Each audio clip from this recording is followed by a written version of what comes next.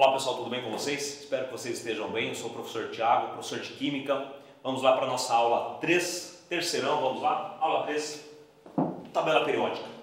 A alegria de vocês, né? Chega um momento da vida em que a gente começa a aprender sobre esses elementos. Certamente você já estudou esses elementos lá no nono ano, no primeiro ano. O que eu tenho que saber sobre a tabela periódica? Tá? Vários elementos, várias letras mostradas ali, alguns elementos têm uma cor, um é azul, outro é amarelo. Por que isso? Tenho que decorar a tabela periódica? O que eu tenho que saber da tabela periódica? Primeiro, relembrando lá sobre os modelos atômicos, você aprendeu que um átomo, de certa forma, ele apresenta um núcleo. Esse núcleo é pequeno e denso, carregado positivamente com partículas positivas, os prótons, mas aquelas partículas que não apresentam carga alguma, os nêutrons.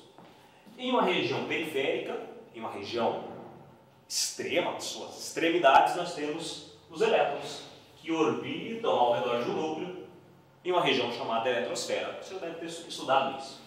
Então, considerando essas três partículas básicas do átomo, próton, nêutron e elétron, houve uma necessidade de organizar os elementos químicos em função de um destes valores e de um destes números, ou de próton, nêutron e elétron. Os 118 elementos químicos que existem na tabela periódica, considerando os naturais e os artificiais, estes produzidos pelo homem, todos eles estão organizados por um motivo. Todos eles estão organizados em um critério. Um dos produtos mais usados aí no nosso dia a dia é a água. A água todo mundo sabe a fórmula da água, H2O, não é? Tem os hidrogênio e o oxigênio. Professor, mas por que o hidrogênio está de um lado e o oxigênio está do outro? Eu posso mudar essa posição? Não. Existe um órgão que rege isso, que é a IUPAC, um órgão internacional que nos orienta, que nos dá uma base, certo? Para que a gente possa estudar aqui a tabela periódica. Esse órgão aqui é uma sigla em inglês, que significa União Internacional de Química Pura e Aplicada. Ou em inglês é International Union for Applied Chemistry. Yes, in English. Através deste órgão, ele organizou os elementos, considerando o átomo em função de seu número atômico. Ou seja, os elementos dispostos na tabela periódica, eles estão em ordem crescente, da forma como nós escrevemos, da esquerda para a direita, de cima para baixo, em ordem crescente de número atômico. O que é isso, professor? O que é o número atômico mesmo? Volta lá para o átomo. Número atômico nada mais é que a quantidade de carga positiva que tem no núcleo desse átomo, corresponde à quantidade de prótons. Um elemento químico como o carbono, por exemplo, o carbono tem lá 6 de número atômico, ele tem 6 prótons, ele tem 6 partículas positivas em seu núcleo. Será que existe um carbono com 7 partículas positivas? Não, somente com 6. Se eu tenho um próton a mais nesse átomo, já não é mais carbono, já é um outro elemento químico, certo? Então, primeira coisa, primeira informação, todos os elementos estão organizados em ordem crescente de número atômico. Como assim, professor? Aqui, o elemento químico de número 1 está nessa posição. Aqui está o elemento químico de número 2, número atômico. Aqui o elemento número 3, 4 e assim por diante, até 118. Então eu digo isso porque alguns alunos, ao se deparar com um exercício lá, o elemento químico tem 108 de número atômico. Aí ele começa a procurar esse elemento químico aqui no início. Será que um elemento químico com 108 de número atômico vai estar aqui no início da tabela periódica? Ou muitas vezes o exercício lhe dá uma proposta sobre um elemento químico que tem número atômico de 6. Aí o aluno começa a procurar. Aqui embaixo ele não está, aqui embaixo ele não está, aqui embaixo ele não está. Será que o número atômico igual a 6 vai estar nessa região da tabela periódica? Não, né? Certamente ele vai estar aqui por cima. Então, a primeira informação extremamente importante é: os elementos químicos estão organizados em função, em ordem crescente de número atômico. Uma outra divisão da tabela periódica, como nós podemos observar, são as linhas e as colunas dessa tabela periódica. As linhas verticais e as linhas horizontais. O que eu quero dizer para vocês? Que qualquer elemento posicionado em uma mesma coluna, ou seja, em uma mesma linha horizontal, nós vamos chamar esses elementos por um mesmo grupo, uma mesma família. Se eu me deparo com a tabela periódica, eu observo e percebo que existe uma primeira coluna, grupo 1, uma segunda coluna, grupo 2, uma terceira coluna, grupo 3, e assim por diante até a 18ª coluna, ou seja, o 18º grupo, ou seja, 18ª família. Então as linhas verticais da nossa tabela periódica correspondem aos grupos, ou seja, corresponde às famílias. Alguns destes grupos apresentam, assim como a nossa família, apresentam um nome próprio. Grupo 1, metais alcalinos. Grupo 2, metais alcalinos terrosos. Grupo 16, a partir aqui do oxigênio, calcogênios. Grupo 17, a partir aqui do flúor, os halogênios. E a última coluna aqui, a maioria de vocês já conhece, grupo 18, ou grupo 8A, ou grupo 0, também chamado, são os gases nobres. Tá? Por que tem esse nome? Nobres, pois assim como a realeza, esses elementos dificilmente se combinam, dificilmente se misturam, assim como a realeza. A realeza é que se misturar com o povão? Não, né? Então esses elementos chamados, todos são gases, obviamente, têm essa especificação por serem nobres, pois dificilmente se misturam, ou seja, dificilmente realizam ligações químicas, pois apresentam uma alta estabilidade. Ok? Vindo para a tabela. Professor, se as linhas verticais são os grupos, são as famílias, eu também disse anteriormente que essa tabela é organizada em linhas horizontais. Eu tenho aqui a primeira linha horizontal, a segunda linha, a terceira linha. Quantas linhas horizontais a tabela periódica apresenta? Exatamente 7 linhas. 1, 2, 3, 4, 5, 6, 7. O que são essas linhas horizontais? Nós vamos chamar elas de períodos. Existem 7 períodos da tabela periódica. Se você por algum momento se deparou aqui e der continuidade, aqui é a 7ª linha, professor, então aqui é o 8º período e o 9º período? Donde? É errado. Por quê? Todos esses elementos posicionados aqui embaixo, desde o lantano até o lutécio, desde o actínio até o laurêncio, todos esses estão localizados aqui dentro destas posições, ok? Então, todos os elementos a partir do lantano, que está nesta linha aqui, corresponde ao 6º período da tabela periódica, a esse quadradinho aqui, todos esses elementos. Assim como todos esses começam com o actínio, todos esses estão posicionados no 7º período da tabela periódica. Acredito que conforme a descoberta de novos elementos químicos, bem provável sim, um elemento que tenha mais de 118 elétrons, mais com 118 prótons, um elemento aí que seja artificial, provavelmente existirá aqui uma 8ª linha da tabela periódica, caracterizando um 8º período. Mas por enquanto, o que nós precisamos saber aqui, que conhecidos, já identificados, 7 períodos. O que isso tem a ver com o átomo?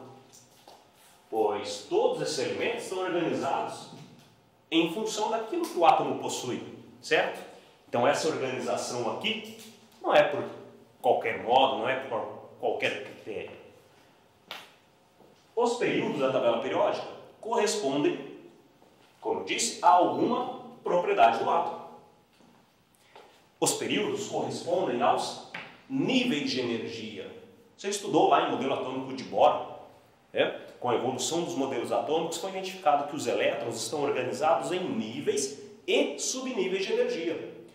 Níveis de energia, ao redor do núcleo, nós sabemos que temos lá o primeiro nível, segundo nível, terceiro, quarto, 7º nível.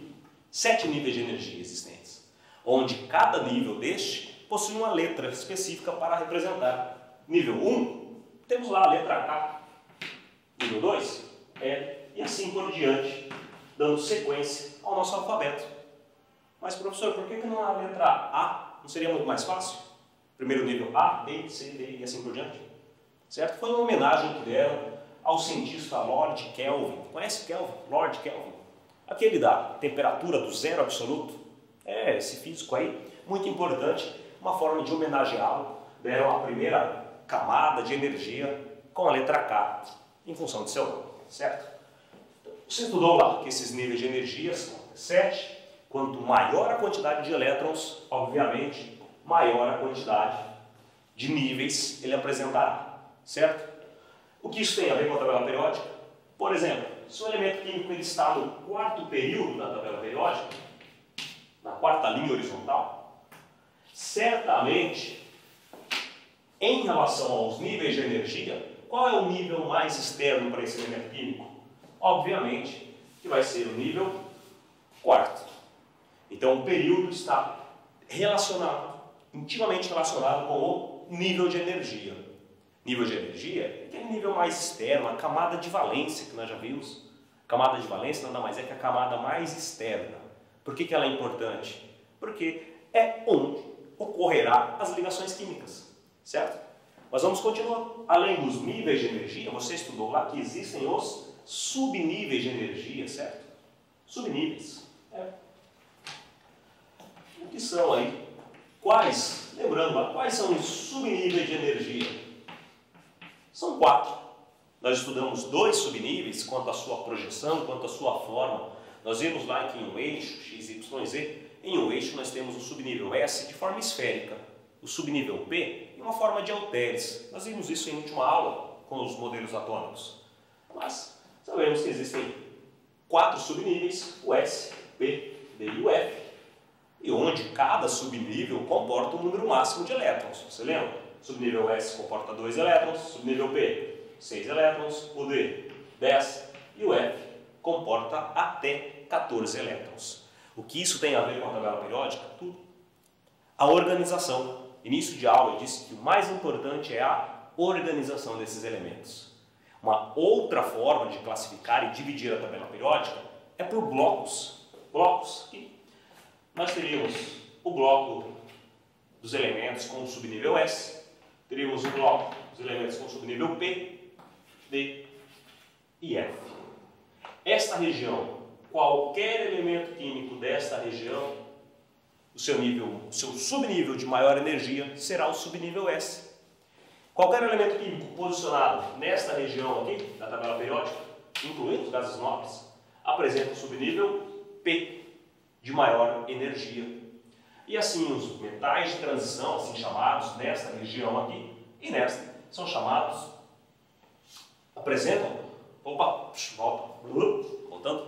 volta aqui desse período onde eu comecei a explicar os blocos, tá? Voltando. A partir do elemento, voltando, ó.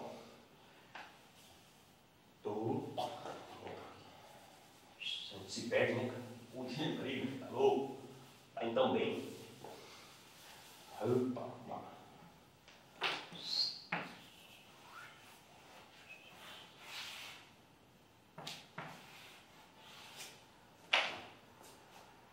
Você deve ter estudado lá que os subníveis de energia apresentam um número máximo de elétrons, ok? O que esses subníveis têm a ver com a organização dos elementos na tabela periódica? Tudo. Existe uma forma de dividir a tabela periódica por blocos. Blocos é o bloco do subnível S, do subnível P, do subnível D e do subnível F. Ou seja, qualquer elemento desta região da tabela periódica apresenta como subnível de maior energia subnível S. Qualquer elemento desta região da tabela periódica apresenta como subnível de energia de maior energia o subnível P. Elementos que estão posicionados nesta região S e P, nesta região, são chamados de elementos representativos. Isso que até 1993, não é tão antigo assim, 93, eu já estava lá com meus 10 anos de idade, faz tempo, né? Desde 93, atribui-se a cada grupo da família periódica exatamente de 1 a 18. Mas você já deve ter visto que, por exemplo, o grupo 16 também é chamado de grupo 6A. Já viu isso? Grupo 17, 7A. Por que 7A, professor? Porque os elementos representativos, até então, especificavam os elementos das famílias A.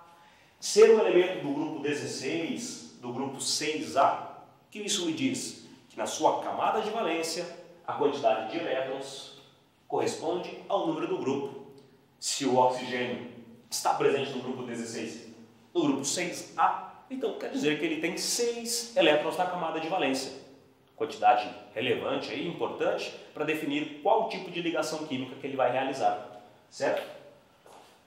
Os elementos destas regiões D e F são chamados elementos de transição. Aqui nós teremos elementos de transição interna e externa. Qual dos blocos, o D ou o F, corresponde aos elementos de transição interna? Ah, professor, deve ser o D. Não, é o grupo F. Professor, mas esse elemento, grupo F, ele está aqui fora, está abaixo da tabela periódica. Mas como eu disse, todos esses elementos estão posicionados aqui dentro. Então, todos esses elementos estão internos nesta posição. Então, os elementos do bloco F são chamados elementos de transição, o F, interno. E os elementos do bloco D são chamados apenas por elementos de transição ou também podem ser chamados elementos de transição externa. Ok? Agora, falei de distribuição eletrônica, falei de subníveis. Vamos ver um exemplo. Pegue aí sua apostila, vamos lá. Página 4. Vamos fazer um exercício juntos. Vamos fazer um exercício bem simples aí, um exercício fácil. Pegue aí sua apostila, página 4, questão 0301. Esta questão diz o seguinte.